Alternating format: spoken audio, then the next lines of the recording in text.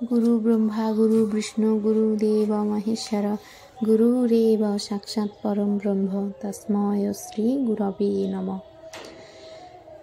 নমস্কার বন্ধুরা, আমি আজ আবার নতুন এক গল্প নিয়ে এসেছি, মুক্তির পথ।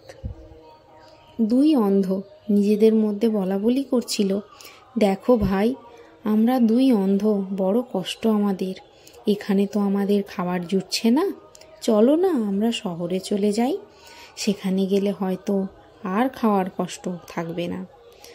এই ভেবে তারা একজন লোককে বলল, ভাই আমরা শহরে যাব, তুমি আমাদের শহরে নিয়ে যাবে, শহরে যাবার রাস্তাটা দেখিয়ে দেবে। লোকটি তখন সেই দুই অন্ধকে শহরে পৌঁছে দিয়ে এলো, কিন্তু শহরে এসে তাদের দুর্দশা আরও বেড়ে গেল। শহরে তো প্রচুর ভিড়ভাট্টা, অন্ধদের তো একটু অসুবিধা হবেই। একে তারা অন্ধ, চোখে কিছুই দেখে না, এধার থেকে গাড়ি আসে তো ওধার থেকে মানুষ গায়ে এসে পড়ে, এখানে ঠক্কর খায় তো ওখানে ঠক্কর খায়। বড়ই মুশকিলে পড়ে গেল তারা, তাদের দুঃখের আর অন্ত রইল না। এইভাবে নাজেহাল হবার পর তারা শহর থেকে বেরিয়ে যাবার জন্য ব্যস্ত হয়ে পড়ল। যাকে পায় তাকেই জিজ্ঞাসা করে, ভাই এই শহর থেকে কিভাবে বেরোনো যায় বলতে পারো? কেউ বলে ওদিকে যাও, কেউ বলে সেদিকে যাও, ওরা তো অন্ধ, এদিক সেদিক কিছুই বুঝতে পারলো না।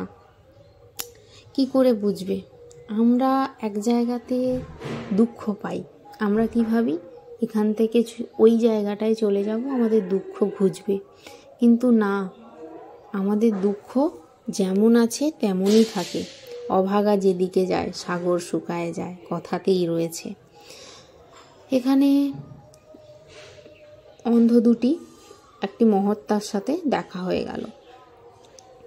তারা কাঁদতে কাঁদতে সেই মহান পুরুষকে বলতে লাগলেন, বাবা আমরা এই শহরের মধ্যে এসে পড়েছি, এখান থেকে বেরিয়ে যেতে চাই, কিন্তু রাস্তা খুঁজে পাচ্ছি নে, আপনি যদি বেরোবার রাস্তা দেখিয়ে দেন তাহলে আমরা শহর থেকে বেরিয়ে যেতে পারি।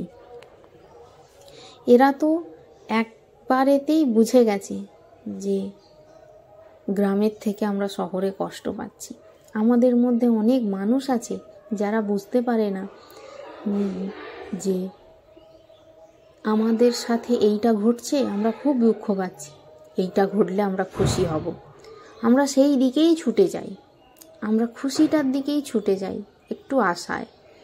এরাও সেই আশাতেই খাবারের খোঁজে শহরে এসেছিল, কিন্তু শহরে বিপদ দেখে তারা আবার সেখান থেকে বেরিয়ে যেতে চাইলো, ফিরে যেতে নয়, সেখান থেকে বেরিয়ে যেতে চাইলো। কিন্তু আমরা সেই বেরিয়ে যেতেও চাই না, আমরা আবার আর একটা সুখের খোঁজে, সুখের উদ্দেশ্যে বেরিয়ে পড়ি। সেই মহাত্মা তাদেরকে বললেন, বেশ, রাস্তা আমি তোমাদের বলে দিচ্ছি, দেখো এই পথ ধরে চলতে পারো কি না।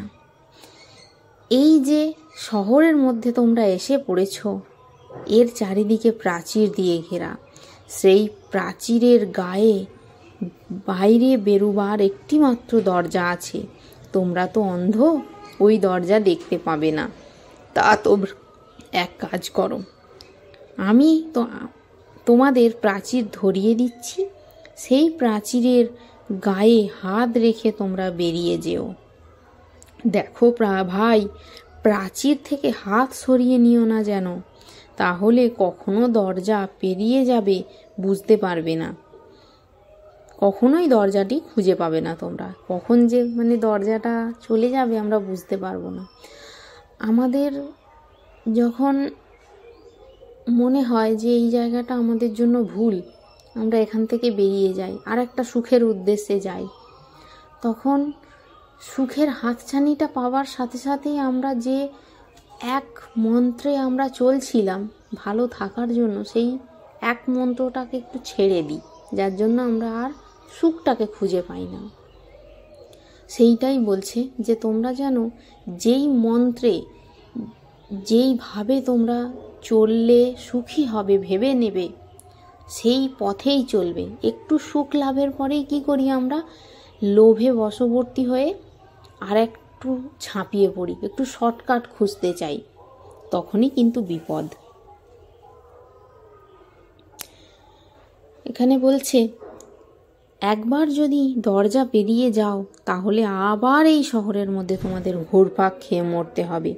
দুই অন্ধ তখন প্রাচীরের গায়ে হাত রেখে এগিয়ে যেতে লাগলো। এই দুই অন্ধ তো তবুও একজন মহাত্মার দর্শন পেয়েছে। আমরা অনেকেই মহাত্মারূপী এই সদ্গুরুর দর্শন পাই না। এখানে দুই অন্ধেরই কোমরে দাঁত ছিল। দাঁতের চুলকুনি শুরু হতেই দুজনে চুলকোতে শুরু করলো। এক অন্ধ তো প্রাচীর থেকে হাত ছেড়ে দিয়ে দু হাত দিয়েই দাঁত চুলকাতে লাগলো, আর তার ফলে দরজাও তার নাগালের বাইরে চলে গেল। সে আবার শহরের ঘূর্ণিপাকে জড়িয়ে পড়ল। আর এক অন্ধ ছিল বুদ্ধিমান। সে এক হাতে প্রাচীরে হাত রেখে অন্য হাত দিয়ে দাঁত চুলকিয়ে এগিয়ে যেতে লাগলো। প্রাচীরের যেখানটায় ফাঁক ছিল সেখানে যেমনি হাত পড়া অমনি সে সেই ফাঁক দিয়ে শহরের বাইরে চলে গেল। জীব হলো অন্ধ, তাকে এই দেহরূপ নগরে ছেড়ে দেওয়া হয়েছে। ইন্দ্রিয়গুলি অনবরত তাকে খোঁচা মারছে, ফলে বিষয় থেকে বিষয়ান্তরে সে কেবলই ঠক্কর খেয়ে মরছে। অন্ধ জীবের আর শান্তি মিলছে না। তারা চাইছে এখান থেকে বেরিয়ে যায়, কিন্তু তারা বেরিয়ে যেতে পারছে না। ভাগ্য যদি প্রসন্ন হয় তবেই সদ্গুরুর দর্শন মেলে। সদ্গুরুই বলে দেন যে এই মানব জীবনই হলো মুক্তি লাভের একমাত্র উপায়। অন্য আর কোনো জীবদেহে মুক্তি লাভের উপায় হয় না। একমাত্র মানব জীবনই হলো মুক্তি লাভের উপায়। তার উপদেশ এই হলো যে সেই প্রাচীর, যাকে দৃঢ়ভাবে ধরে রাখতে পারলে এই জীবনেই মুক্তি লাভ সম্ভব। তবে বিষয় বাসনা তো মানুষ ছাড়তে চায় না। দাঁতের চুলকুনির মতো তা মানুষকে অস্থির করে মারে। তাই যে চালাক সে এক হাত দিয়ে দেওয়ালটি অর্থাৎ গুরুর উপদেশ পালন করে, পরম আশ্রয়টি আঁকড়ে ধরে থাকে, আর এক হাত দিয়ে দাঁত চুলকায়, মানে সংসারের কাজ সেরে যায়। এতেই মুক্তির পথ প্রশস্ত হয়। সংসারকে ত্যাগ করবার প্রয়োজন হয় না মুক্তির জন্য। বিষয় বা সংসার আমাদের মুক্তি লাভের পথে বাধা নয়, কিন্তু প্রাচীর ছেড়ে দিয়ে, মানে গুরুর উপদেশকে উপেক্ষা করে ভুলে গিয়ে, ভগবানকে ভুলে গিয়ে আমরা যদি বিষয়, সংসার, পুত্র কন্যা নিয়ে মত্ত হয়ে থাকি, তাহলে আমাদের ভাগ্যে জুটবে মহতি বিনষ্টি। দেহের নিগড়ে আবদ্ধ হয়ে বারবার আমাদের ফিরে আসতে হবে এই সংসার অরণ্যে।